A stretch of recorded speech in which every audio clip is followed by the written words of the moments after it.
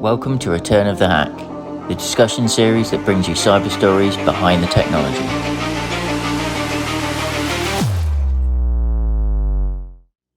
I'm your host Neil Langridge, and I'm joined today by Khalid Khan from ForcePoint.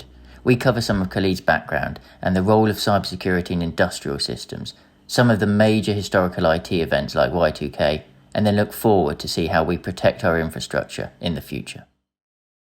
Hi everybody, I'm Neil Langridge from E92+, and welcome to the latest in our video discussion series. I'm joined today by Khalid Khan, who's the Sales Engineering Director for Northern Europe at ForcePoint. Hi Khalid, welcome. Thank you. Nice to see you, Neil. Yes, and you too. So we're going to be talking about a few different topics today, in particular kind of looking back at some of the history of some kind of major kind of breaches, some of the challenges that organisations have faced, especially in kind of in the industrial sector around kind of particular hacks against things like kind of infrastructure and applications and services there. But we're going to cover a few different areas. But just to start with, Khalid, if you want to give a little background about what you do at ForcePoint, and then maybe kind of, a little bit of your where you worked before as well. So I joined ForcePoint at the end of January, and I'm Sales Engineering Director for Northern Europe, as you said. And my role and responsibility is to look at our customers and provide solutions to their problems through architectural and product discussions and descriptions. So we cover, obviously, ForcePoint portfolio in its entirety, and the team is responsible for getting in front of customers, understanding their problems, identifying where really the gaps are, and looking at providing solutions that are capability acquisition based. And it's a combination of product, services, architecture, support, whatever it may take. Okay. Fantastic. And then in terms of some of the roles that you had before joining ForcePoint. Sure. So I came back to the UK actually last year, having worked with Cisco in Dubai, and I ran some of the architecture practices, security architecture practices that were responsible for our top customers that had typically data center networking customers. So worked with Cisco, and prior to that, and Cisco, as you know, is a massive organization, and I worked both in a thought leadership role and from an architecture perspective, cybersecurity architecture at Cisco, including SD-WAN and SDA, things that were, looking at self-healing networks, automation, and all that good stuff that goes with Cisco. And I covered actually the whole of Europe as well. So early on, I was responsible a lot for a lot of the Middle Eastern customers because they had industrial control systems, and there were a lot of networking customers that we had, and across Europe, UK, and of course Nordics as well. So Cisco was one. Before that, I actually went out from the UK around 2011 with Verizon, partly to do with the fact that there was a lot of geopolitics that was going on in the Middle East and Africa region. And with Verizon, we had a pretty large breach investigations team, which was forensics team that was part of our group as well, not directly under me, but we worked with them. And of course, as Verizon, you probably know the DBIR, the Data Breach Investigations Report that they publish every year. So part of that was to actually look at some of the compelling events that were happening.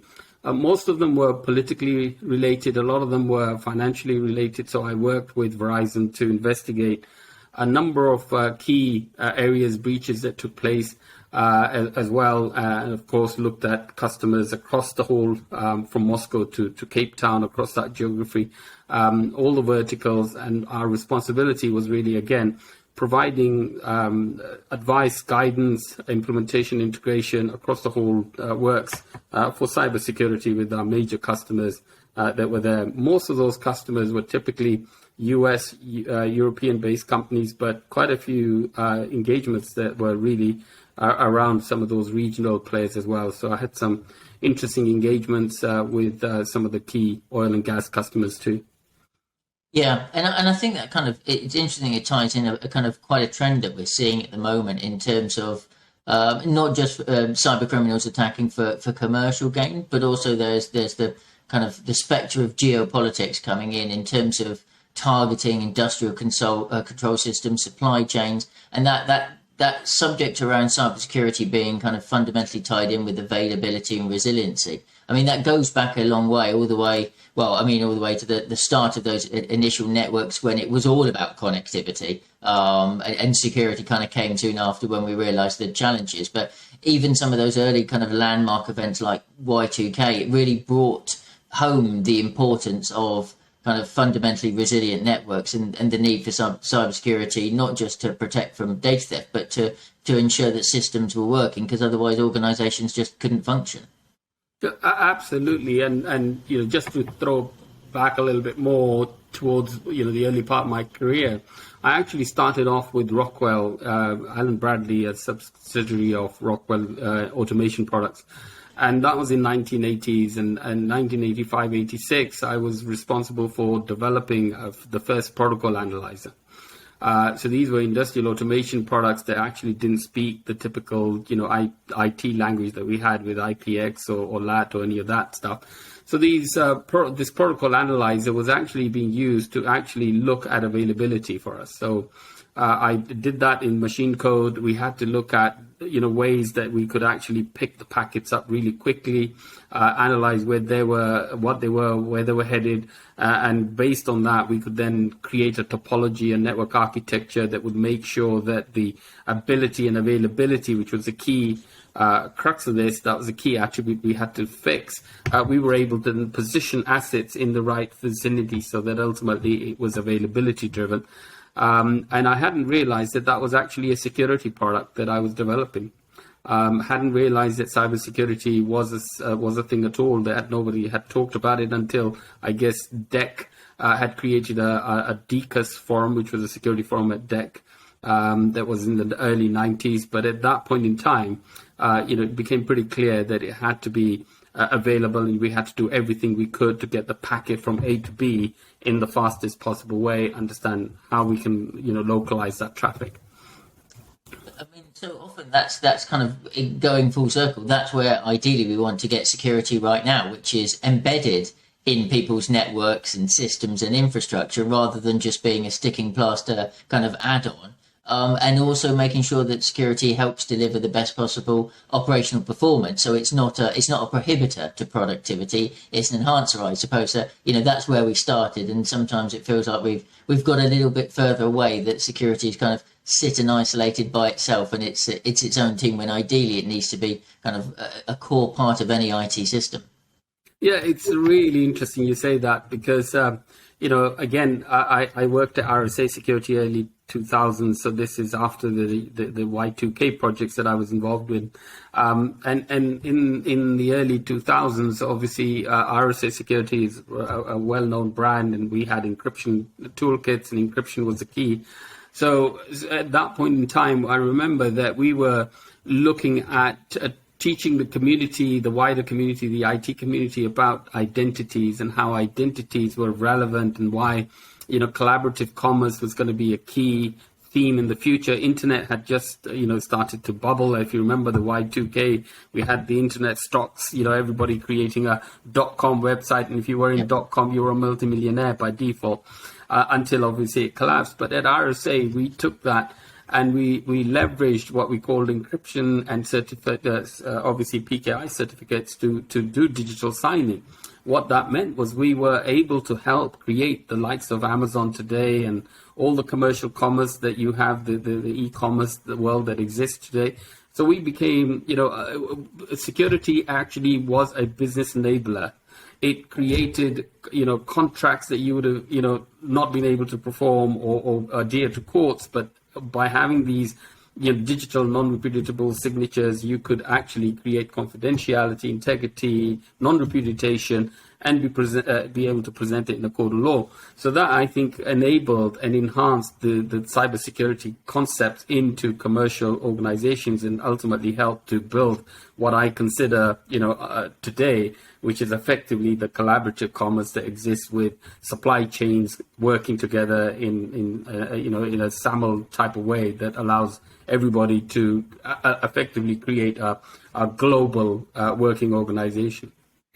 And I think that concept kind of has kind of come back in a little bit through the way that kind of cloud computing has kind of evolved and emerged. And I think sometimes it's too easy to forget it, that concept around shared responsibility in terms of cloud computing, and where the fact that the providers, whether you're going kind of private cloud or public cloud or kind of the hyperscale marketplaces, any of those, everybody has a responsibility to get involved. And those concepts of supply chain integration and using PKIs back in the day, but now kind of things like around APIs and connecting systems, connecting applications, that's kind of going back to that fundamental of everybody in the connection needs to hold that responsibility. So I suppose it's kind of how can we continue to drive that, because we've seen supply chain attacks increasingly targeting organizations, and that's exposed a few vulnerabilities. Yeah, absolutely. If you remember back a few years ago, RSA was actually attacked. Yeah. But, it's interesting because that was a supply chain attack. In fact, the target was never RSA. The target was to acquire the RSA keys for access to Lockheed Martins, to Raytheons, to, our old company, our owners, Raytheon and others. Because that's what the attackers really wanted. So again, the motivation was very different. The attack was on an RSA type of environment. So yeah, we see supply chain where the weakest link is ultimately in the kill chain. It's where you actually want to, the way what your motive is, and ultimately then you create your attack patterns and create your profile for who you want to get to. So I think, yeah, absolutely. I think as we see. The whole cloud concept that has grown to such a big, vast, arena, with geopolitics now playing at a national level. So we're seeing laws, data protection, GDPRS, that are effectively creating boundaries. So initially it was about taking down walls and boundaries and trading globally. And then all of a sudden, over the last 2-3 years, we started to see, before COVID, we started to see IP protection, IP theft, and ultimately the politics again that played with, the trade wars that were taking place between US, China, and others. It was about both preserving their own IP, but also preventing others from, taking market shares. So we started seeing big banks. So I was involved with some major banks, which started looking at how could we comply with these local, incredibly rigorous compliance requirements that wanted, data to reside in their own environments and not, make sure that it didn't leak. So it sort of moved from, open commerce to let's start to close out again. Of course, with COVID taking place as well, again, it changed the behaviors, it changed the way that we see the world and how we operate in it. So again, it's incredibly exciting.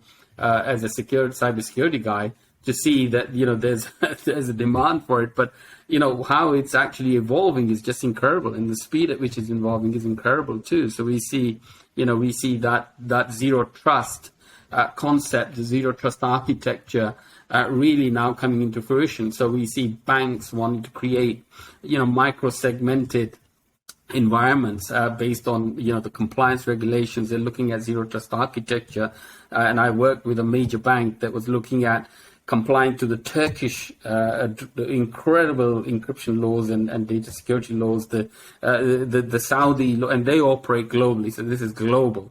And how Saudi could be protected, how the Qataris do it. The Hong Kong has just created another, set of laws for its citizens and its use of PII data. So we saw that start to really pick up as well, and each country and region started creating its own version of its own GDPR, as it were. And it's really important to have those right kind of processes and in place when it comes to data flow, because all these interconnected systems that we have now, whether it's within an organization, whether it's within supply chain or it's across nations, data needs to sit in different places and with different people. And it's essential to have the right data security. But there is so much interconnectivity in place that all of that has to be automated as well, and having efficiency of rule sets and playbooks and processes to make sure that the data can move about, but in as safer way as possible while retaining an element secure. I suppose organizations that fail to do that are going to get hit very badly from a productivity perspective, that those are the ones that are going to be less successful. So I suppose that's the key part of where security needs to be, that business enabler, and be used as a competitive advantage, not just as a you can't do that.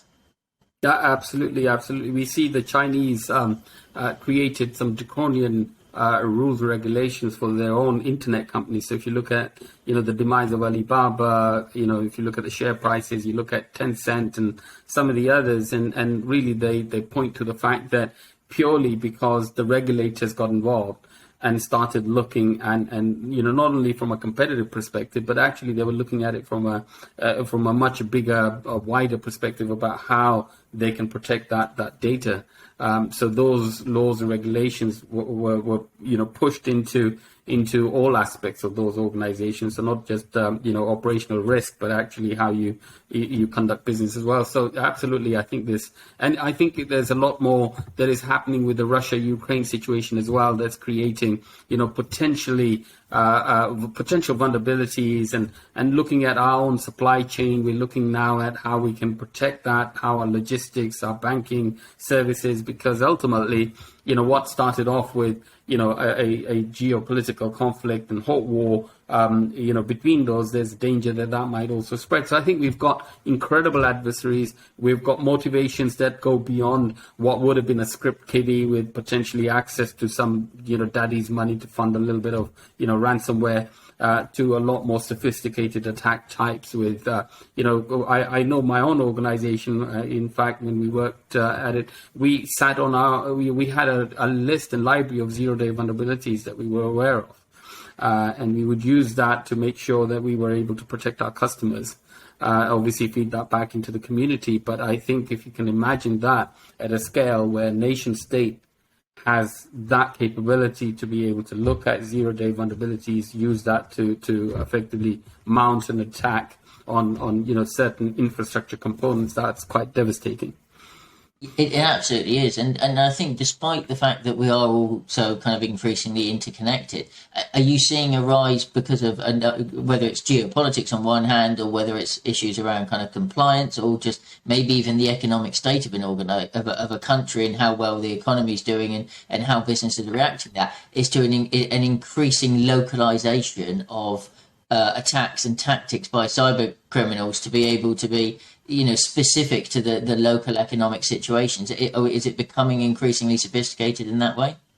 Yeah, it is. And if I go back to some of the experiences that I had in the past, and that led to some of the innovative things that we did, I remember geopolitics created at that moment in time adversaries that were really, I suppose there were groups of people that believed in a political motive or believed in a cause. So these were, I guess it's just like the, the campaigns that we see in London right now around the oil, use of oil and so forth. So these groups were incredibly motivated. They were incredibly motivated. They weren't necessarily funded, but we were monitoring. In fact, I sometimes talk about this. So we were looking at certain groups of people that were motivated by Morsi, who was the Egyptian president at that time. Yeah. And these groups were, ultimately motivated by what he was saying, and they were part of the sort of a group of people called Brotherhood. And they were attacking, they were looking at creating disruption to certain countries and economies. So we were monitoring, certain groups. We embedded ourselves into hacker communities to gather intelligence. We became authenticated, members of some of those places. We created huge amounts of honeypots to get that intelligence, and a lot of that was also based on, a number of diversion techniques that we used. And so what we found was that there was a determination by certain groups of people that's beyond financial motivation. So, we found that to be incredibly important. And to control that group of people, you need a lot of intelligence. And as a byproduct, we were able to create an intelligence system that was very useful, and we were able to monitor incidents before they actually took place. So one of the biggest organizations that exists today they were being mounted. They had a number of breaches, and they were breached a couple of times. We were able to, using that intelligence system, create signatures for potential, adversaries just in time, and we were able to stop those attacks.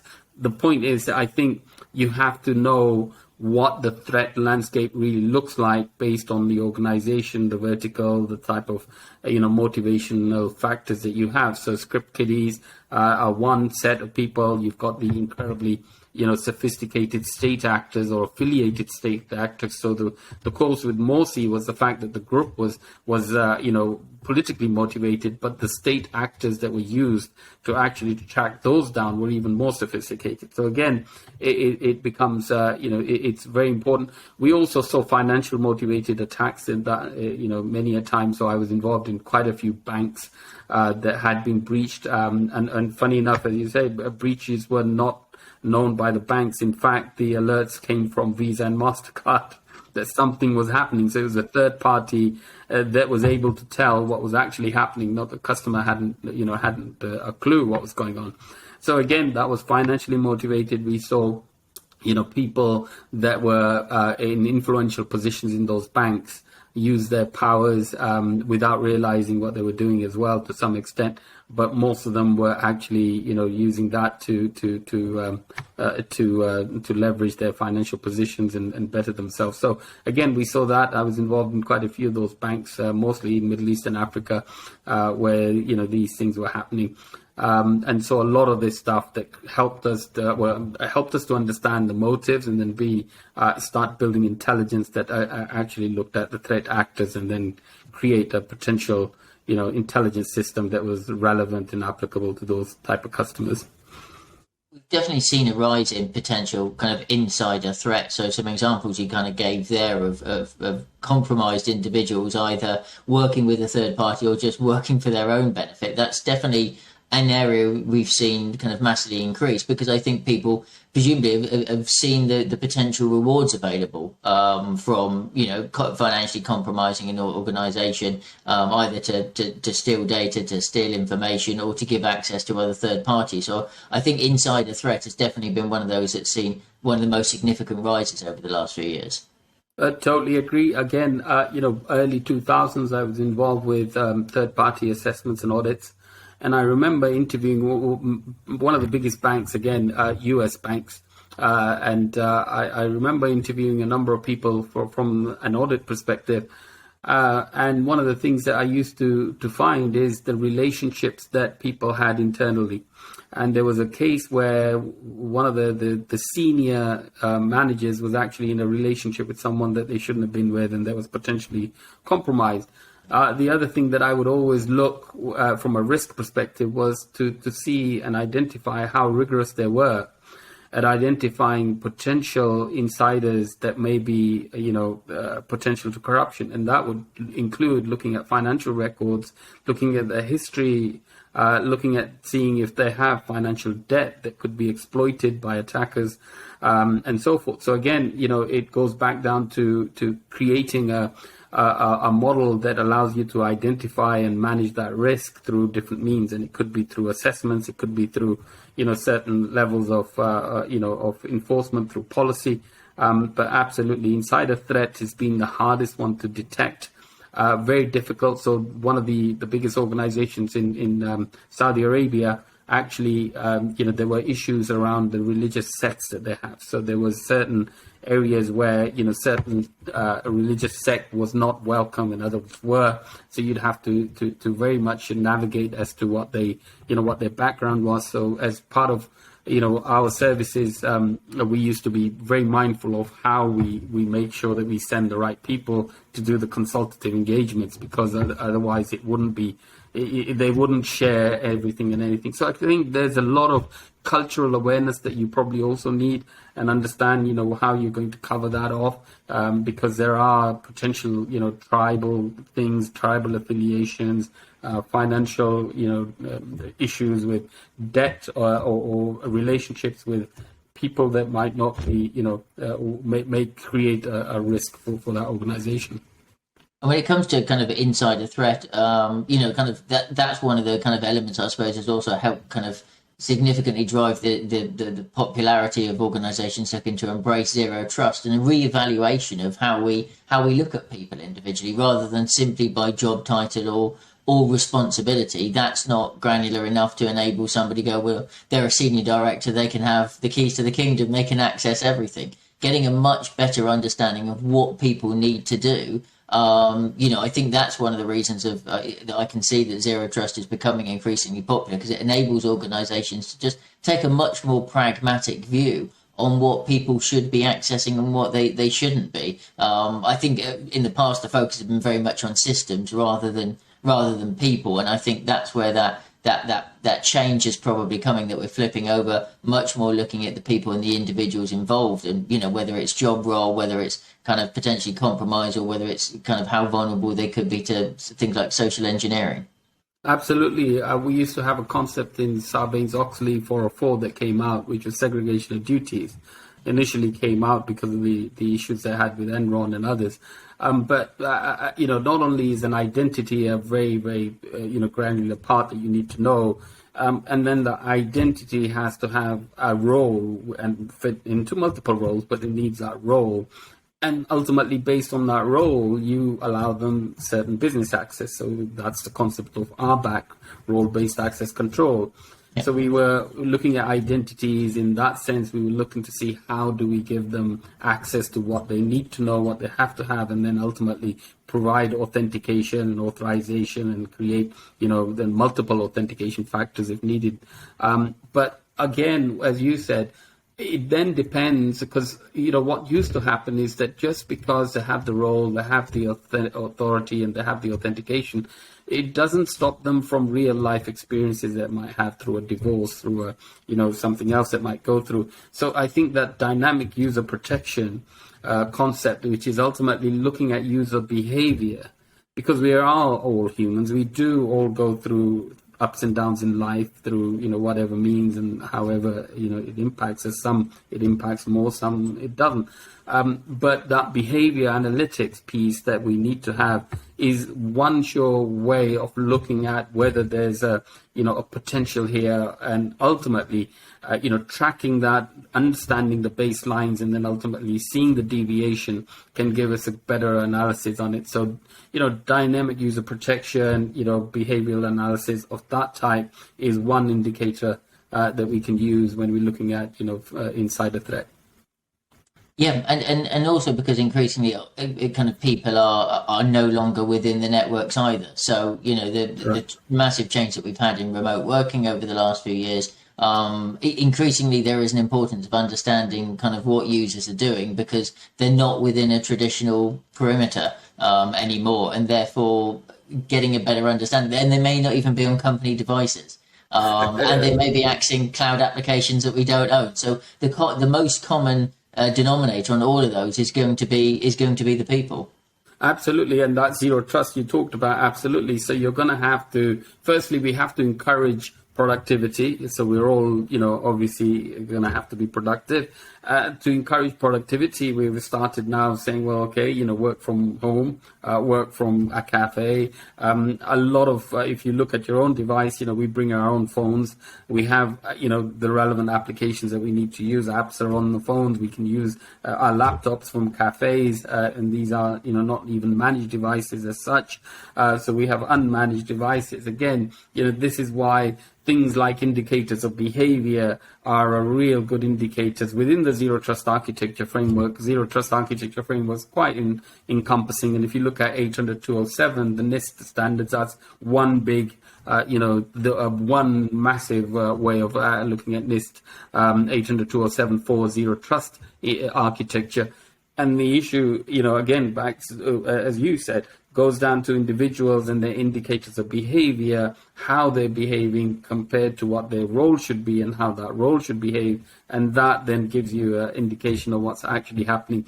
And as we drive more towards productivity with, all the typical access to apps and systems that we want, then that becomes a bigger reason to actually see how the user behaves and what those indicators of behavior look like, and what should the baseline be. So again, we have to look at it beyond product, beyond technology, beyond process, and got to look at people too. Absolutely. So I suppose the kind of question is how do you see some of the kind of the bad actors and cyber criminals being kind of taking that next step to stay ahead? I think definitely the zero trust kind of concept. Obviously, it's not a product. It's it's a framework to be able to do kind of wrap your cybersecurity strategy around, but being able to minimize and isolate risks and not give people access to more than they should do, I think is going to help a lot of organizations and they take a big step forward. So where do you think that kind of bad actors are potentially going to look at compromising people? Are they going to go back to kind of more focusing on kind of infrastructure and direct access, or is it going to be kind of, a different turn that they'll take in terms of kind of exploiting people's vulnerabilities as well as systems? Yeah, I remember this. I guess I relate back to my previous experiences. I think, financial motivations will become a key player in this. I see, the economic situation, the hardships that we have with the cost of living, creating a lot of unsophisticated, if I may say so. They're not necessarily going to be sophisticated, but it's going to be volume based. And unfortunately, if you look at the statistics, a lot of organizations get hit accidentally by ransomwares everywhere, and ultimately, especially with, I found that the C levels were the hardest people to train sometimes, and they're the ones that ultimately want things done quickly. They need access to things quickly. So I think a lot of that's going to be very opportunistic. We've got to make sure that controls, it's all about creating the right environment, but ultimately reducing the attack surface. So I think things like remote browser isolation, where you're effectively working within a controlled environment when you're browsing, would ultimately help. The other thing that I see is things like and again, we're talking about zero trust, so we're talking about an architecture framework. We're not talking about single products, but we're talking about preventative and detective controls and management controls that would help. So in terms of being able to do this preventatively, that's going to be the bigger play. So in order to prevent that, I think RBI, there's a concept called CDR, it's content disarm and reconstruct, where a lot of sophisticated attackers are now embedding images with command and control. So again, stagnant free is going to be key. And so concepts like CDR, where you're actually doing a lot of volume based, document management, is going to be another important aspect of this. We see, again, micro segmentation being a key component. So again, creating, the relevant architectural components for that zero trust architecture framework, including how you segment east-west traffic. Identities are going to be incredibly important. And of course, you'll hear a lot of, customers, and it's very true. It's not, if they'll be attacked, it's actually when they'll be attacked. So it's when they'll be compromised. And for that, I think a lot of potential detection capabilities with the ability to do automation and automatic response with SOAR platforms are going to be another key. But I found we're working in one of the biggest, environments in the world. I was called out initially when it was attacked and there was a breach, and we had to send forensics people and bring it back up and get it working. And it took months. They spent millions and millions. The second time round, I was called out at 9 p.m. By the CISO saying, look, I've got breached again. Looked at the intelligence systems, couldn't see anything at all to say that they had been compromised or been attacked. Sent in, the first responders of the forensics team. When they got on site, they found that actually the person that was operating this particular environment, and by that time they'd acquired just about every technology you could imagine. It was the biggest company in the world, so could afford it. It took everything on. Unfortunately, what happened then was that this person applied changed the HIPS policy, a host intrusion protection policy, and unfortunately left a dot in the script. What that did was that stopped the script from being applied. They didn't have the governance process either. It was obviously a very tense environment, and so brought down 50,000 servers. The lesson learned is that you have to have, firstly, you've got to be able to operate really well. And in order to do that, you've got to optimize those platforms so that they're easier to manage, they're easier to do that. So integrated, operationally efficient environments are going to be key, because the people that are actually working on these environments are incredibly busy, and they really don't have the luxury of time. They have to make decisions in a very quick fashion. So while SOARs can do certain things, there's still the human component that needs to be there, and that human component needs that conformity, that simplicity in an architectural way. So you can manage your platforms, you can manage your SWIG, you can manage your CASP, you can manage your ZTNA, you've got your DLP, your CDR, all of that with a single console that you can easily see, and you don't have to move around, swivel chair from one console to another or change and swap, and that ultimately creates that human error that none of us want. Obviously, the human factor is the biggest factor out of all of them.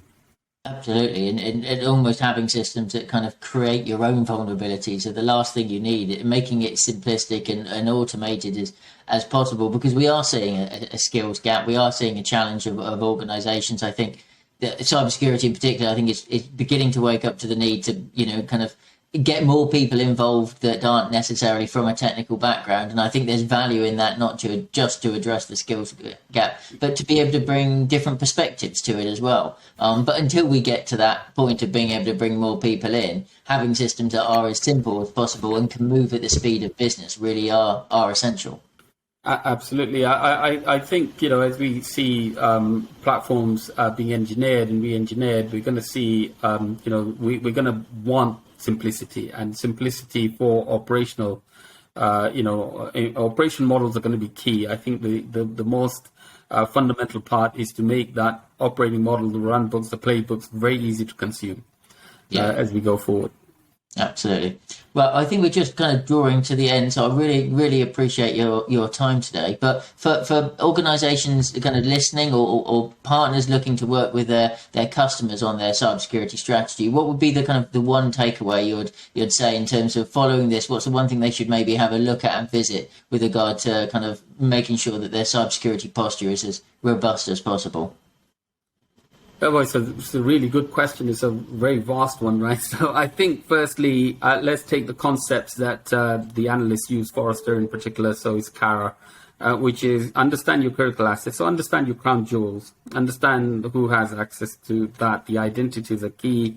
As we move to the cloud, so the assumption, firstly, we make is that in order to optimize our business and increase productivity, there's a need to go to the cloud. So that's, I think, the first. And if we do that, we've got to really understand what are our critical assets, what is the risk to those critical assets, and ultimately apply that zero architecture principle. Reduce the attack surface, ensure that you have defense in depth, and work with a very simple logic of preventative controls first. So understand what that looks like, create that roadmap, the gaps that you need to get from where you are, baseline it, of course.